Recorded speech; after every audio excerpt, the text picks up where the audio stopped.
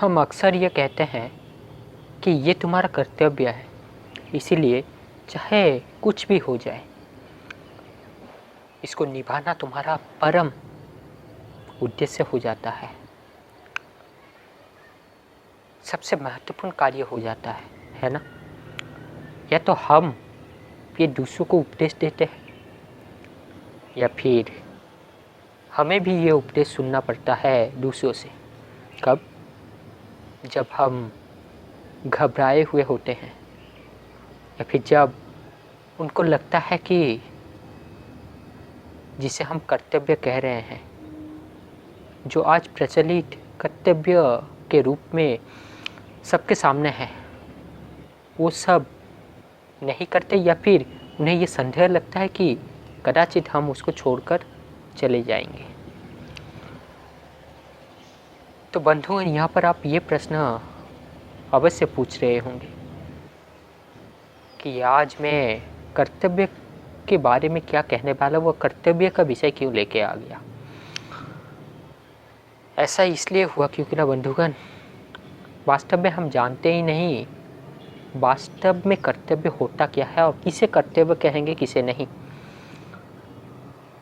बहुसंख्यक लोग वो कर रहे हैं इसलिए वो कर्तव्य है नहीं, और बहुसंख्यक लोग वो नहीं कर रहे हैं इसलिए वो कर्तव्य नहीं, ये भी सही नहीं।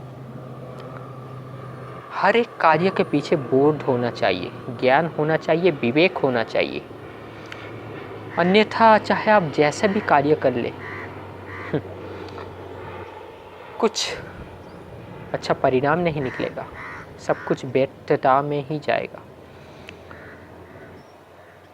अच्छा फलाफल नहीं आएगा उसका, है ना।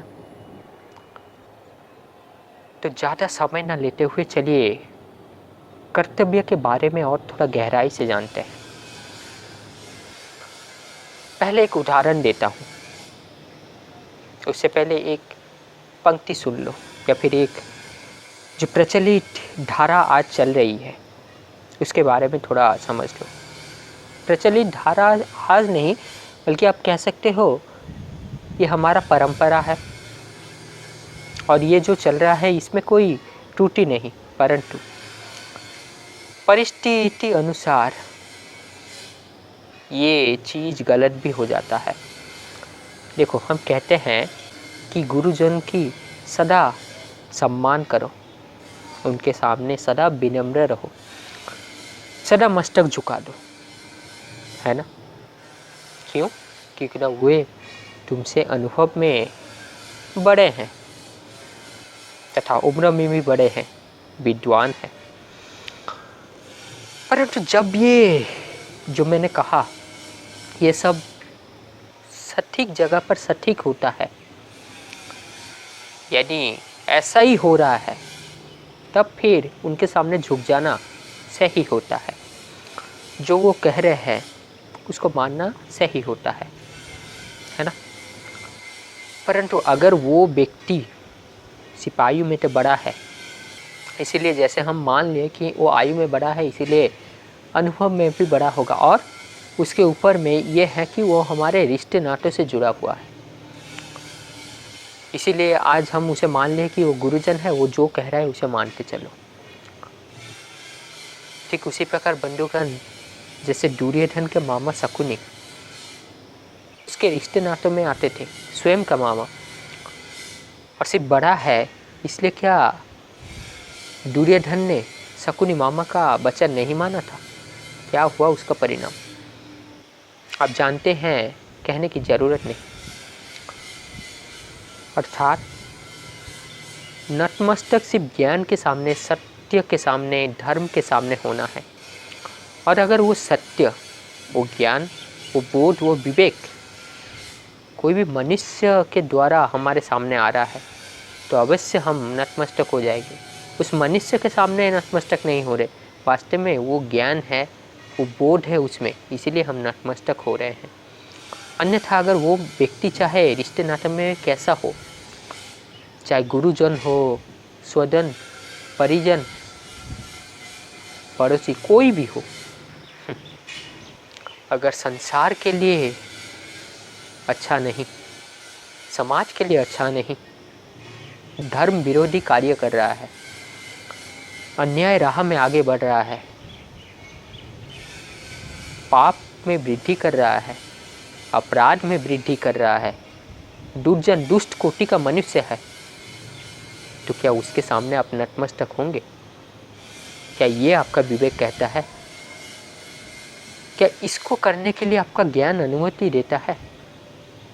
अगर हाँ, तो फिर आप भी तो दुर्जनों की श्रेणी में है, क्योंकि ना आप जिस तरह के मनुष्य होते हैं उसी तरह के चीज़ आपके इर्द गिर्द रहती है, उसी तरह के मनुष्य, द्रव्य, चीज़, परिस्थिति, परिवेश से आप आकर्षित होते हैं या फिर उसी और ही आप जाते हैं।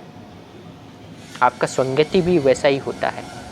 अगर गलत संगति मिल गई, परंतु अगर आपका स्वभाव सत्वगुणी मनुष्य के जैसा है,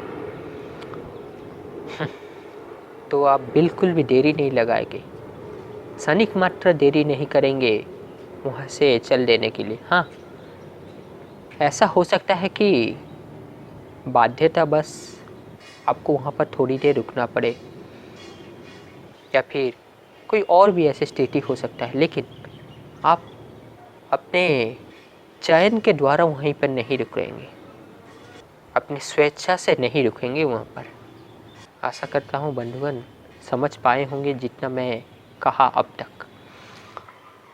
तो ये जो कर्तव्य होता है ना, ये शब्द जितना छोटा है उतना ही भारी और उतना ही बहुमूल्य। कर्तव्य हम किसे कहेंगे? कर्तव्य उसे कहा जाएगा जो धर्महित क्रिया हो, जो धर्महित कर्म हो, यानी धर्मयुक्त क्रिया, धर्मयुक्त कार्य, धर्मयुक्त कर्म कर्तव्य कहा जाएगा। अब कैसे? एक उदाहरण देता हूँ। संसार कहेगा कि सदैव जो आपसे उम्र में बड़े हैं, आपके स्वजन, परिजन, पड़ोसी, उनका सदैव क्या सम्मान करना, उनके सामने उत्तर मत देना, है ना। चाहे वो जैसे भी कर रहे हो, वो तुम्हारे लिए अच्छे कर रहे होते, यही कारण देते हैं आज के मनुष्य, है ना। अरे वो अच्छे कर रहा है या बुरा कर रहा है, ये आपने कैसे जाना? और दूसरा चीज, जिस मनुष्य का जितना चेतना का स्तर है, तो उसी चेतना के स्तर के अनुसार अच्छे बुरे का चयन करता है, अच्छे बुरे का निर्णय लेता है और अच्छे बुरे का प्रस्ताव हमारे सामने रखता है। शकुन के लिए अच्छा बुरा अलग है ना। और वहीं पर कृष्ण के लिए अच्छा बुरा अलग है। अगर मार्गदर्शक शकुन होगा तो उसका चयन किया हुआ मार्ग कैसा होगा आप जान पा रहे होंगे।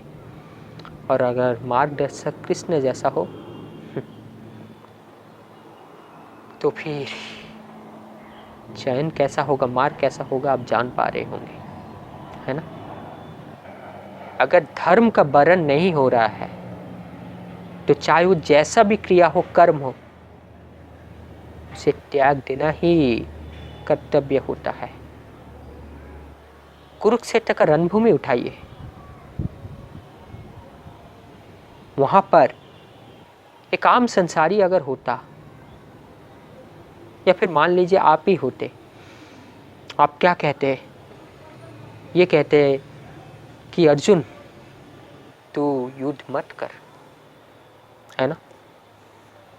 वो तो तेरे माँ बाप लगेंगे, तेरे गुरुजन लगेंगे, तेरे भाई बहन लगेंगे, तेरे जमाई होंगे,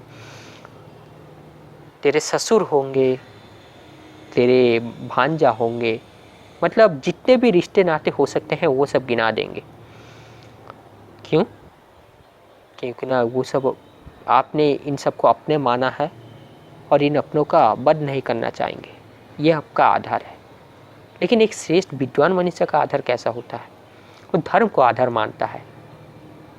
अधर्म के विरुद्ध लड़ना सत्य धर्म था, और इसीलिए चाहे अधर्मी कोई भी हो, कैसा भी हो, स्वजन हो, परिजन हो, अपने ही वंश कुटुंब का हो, उसके सामने लड़ना सही होता है, यही धर्म होता है।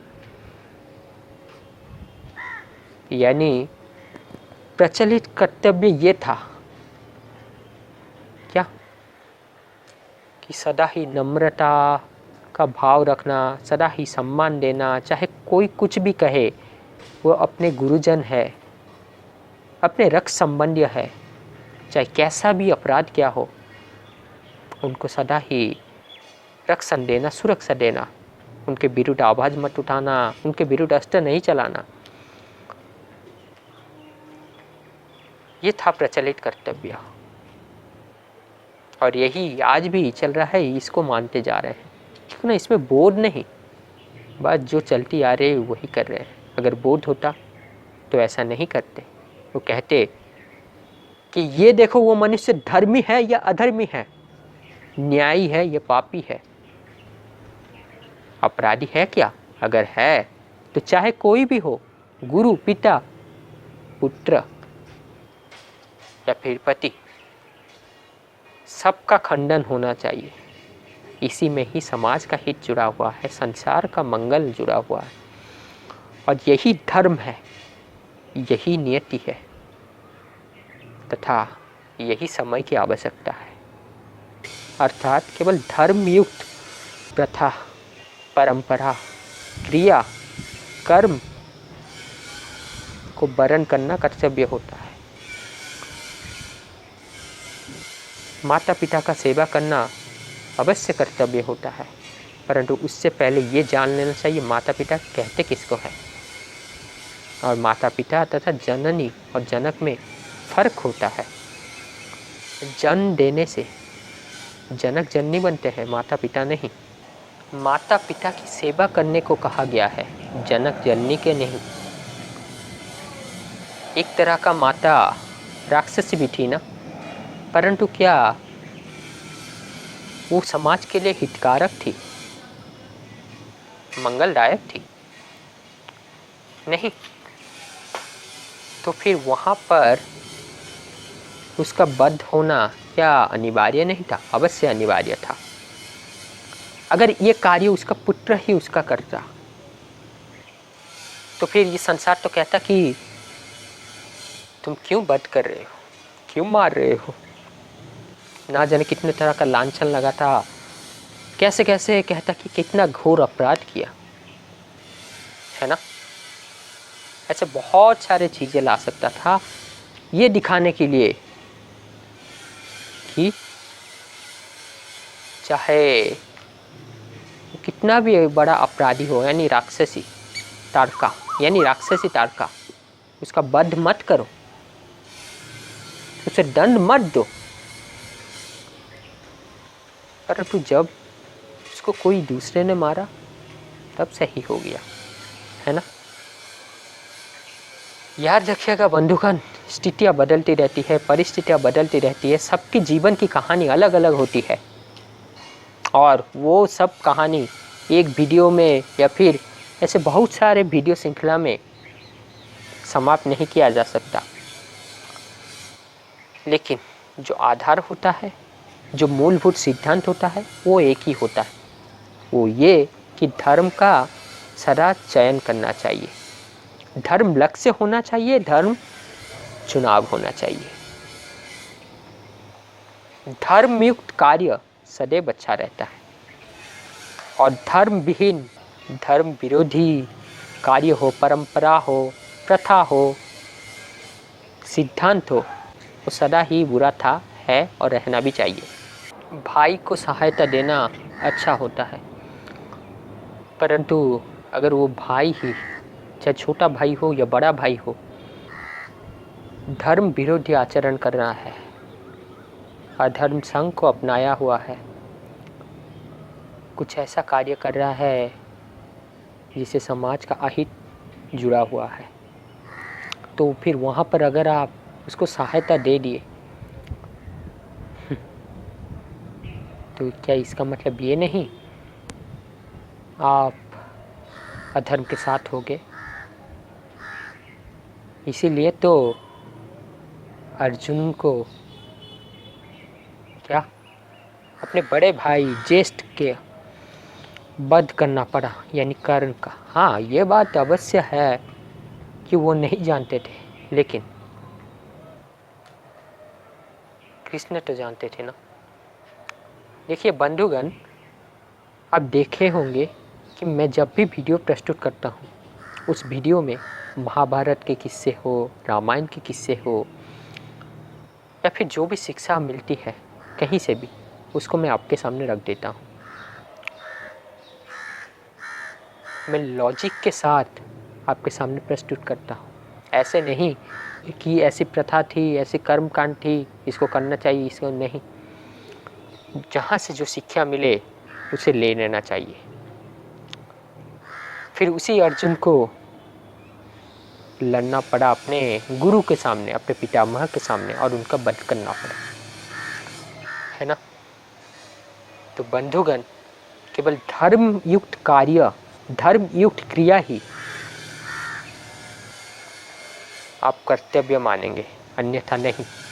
भले ही लाख लोग कहे कि ये कर्तव्य है, नहीं। और भले ही लाख लोग सही कार्य को नहीं कर रहे हैं, तो क्या आप भी उन लाखों में जुड़ जाएंगे या फिर उससे अकेला होंगे? निस्संदेह जो धर्मी व्यक्ति होगा वो धर्म को वर्ण करेगा।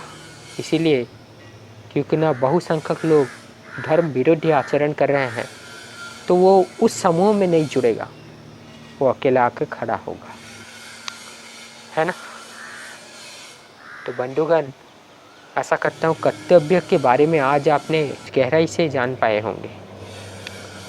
तो समय हो गया आपसे विदा लेने के लिए। तब तक शांति से अपने जीवन को ज्ञान, धर्म, सत्य की ओर मोड़ते जाइए।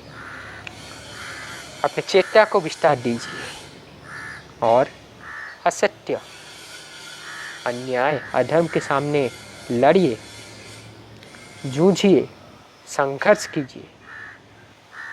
वीरों के भाग्य में संघर्ष होता है। तो बंधुगण, थोड़ा प्रतीक्षा कीजिए, थोड़ा धीरज रखिए। मैं फिर से आऊँगा, एक नया वीडियो लेकर आपके सामने हाजिर होऊंगा। तब तक क्या शांति से रहिए।